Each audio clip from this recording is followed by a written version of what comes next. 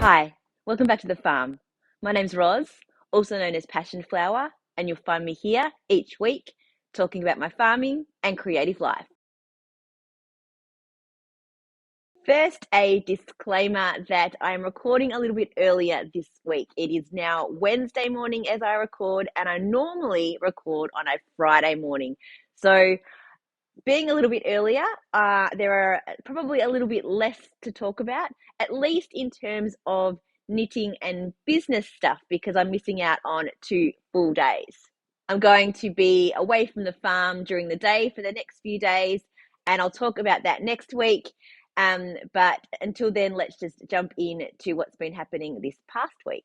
So, despite the few extra days to talk about, I did actually get a few jobs done around the farm this week, which I'm really quite pleased with. A couple of things that have sort of been on my mind for a little bit to get done. One of those was weeding in the shed garden, especially the path and around some of the veggie boxes where it's all mulched, but it's a year-old mulch now, and everything's just kind of growing. I've got plants growing, but where you water, you also get the weeds growing as well. The sheep were quite happy. They watched me through the fence and they got their feed of some of those weeds as I was pulling them out. Some of them were quite hard to get out. I did do it on a misty, damp morning, so the ground was kind of moist, but it wasn't super wet. Below the surface is still quite hard. And some of the bigger weeds had obviously taken root quite deep. So I pulled out as much as I can. There's still quite a bit out there. I am going to probably have to get out with the weed spray and give them a bit of a go. And then, which I should be doing very soon, is to order another truckload of mulch so we can get that in, get the truck in before the ground gets too wet around here, because I'll probably have to drive out into the paddock and in through the side gate that we've got so that they can back up the truck into where we actually want the mulch to go, so we don't have to do it in wheelbarrow loads. So, yeah, I need to probably get onto that next week or the week after before we get a whole stack more rain so that we can get a truck in and have that delivered. And then the mulch will be able to go over all of that weed and hopefully suppress it for a bit longer. And the other job I did was for the sheep, and it's something that had occurred to me over the summer that we needed to do, but it really only became a priority as we're starting to move into the cooler months. What I'd realized is that the shelter is kind of on a little bit of a slope, and the drinking baths were set on the high side, and the slope of the roof was down to fill up those water baths. But the problem is, and I noticed it when we got those really heavy summer rains, is that the baths would overflow down into the shelter, making it wet. Not ideal, and really not great for the feet of sheep. They can get like rot and things if they're standing in wet all of the time.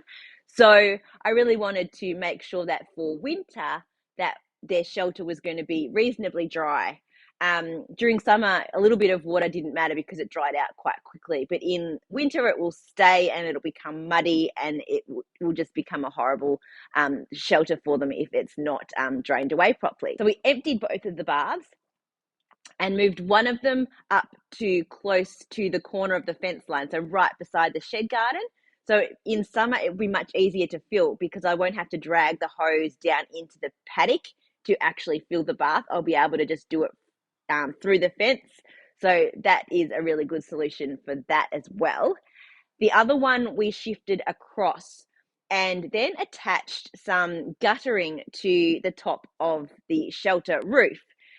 We had to grab some blocks of wood to have it stick out enough so that it would catch where the tin ran down, so that there was no gap and no overflow.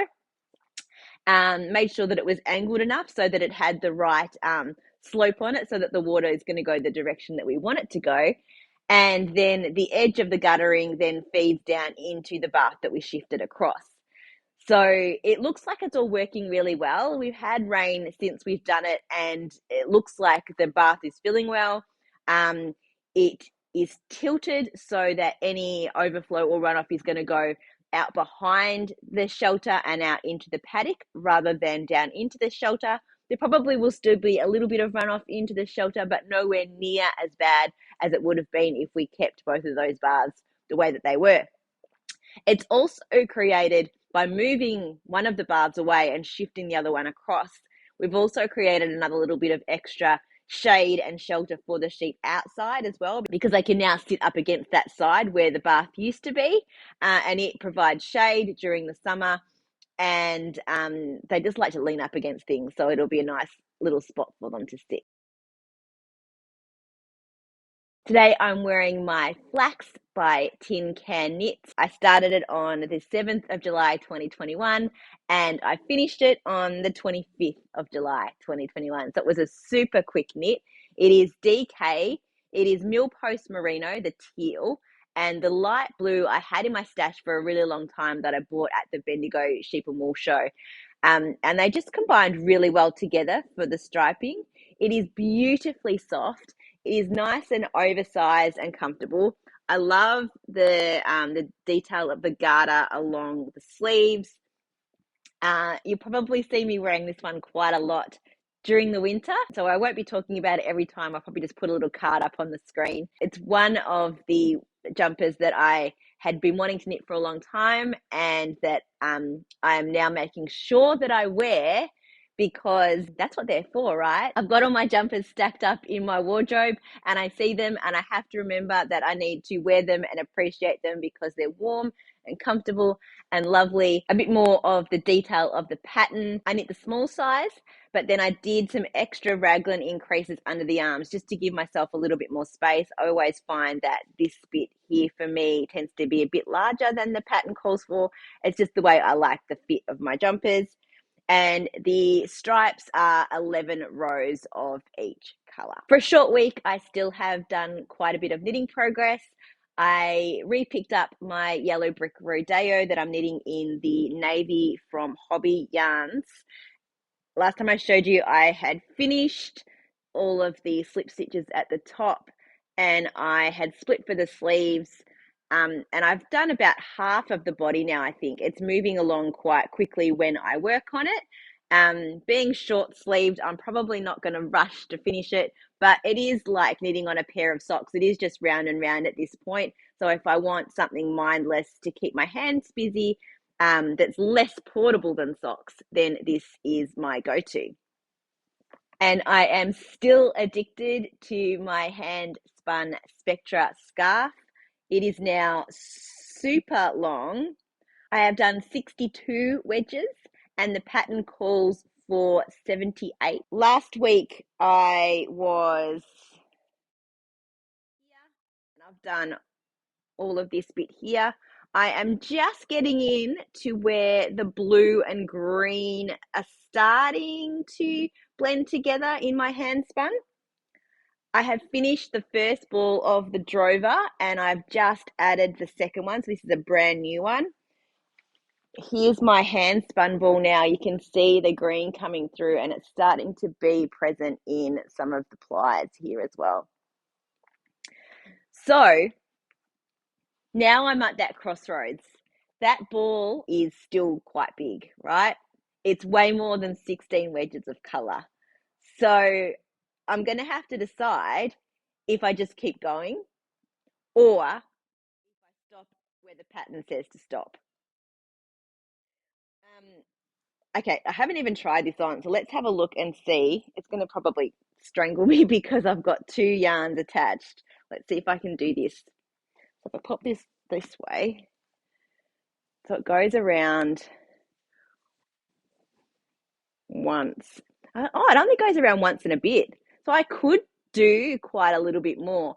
I don't mind it being sort of overlapping on each other, and I don't also mind if it's a little bit like bulky.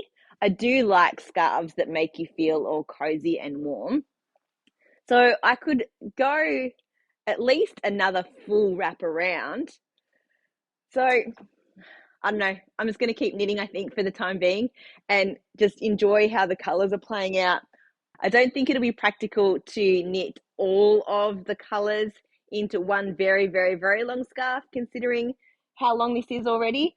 I mean, it's for sure over a meter. So I think maybe now it's just going to be a matter of doing a few, trying it on, getting through a section of color and trying it on.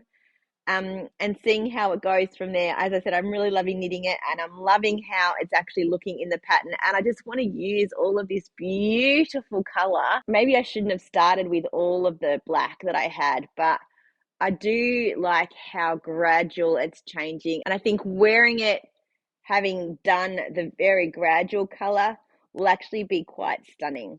So there is my ginormous spectra, and there is the spectrum of the colors that are being worked up.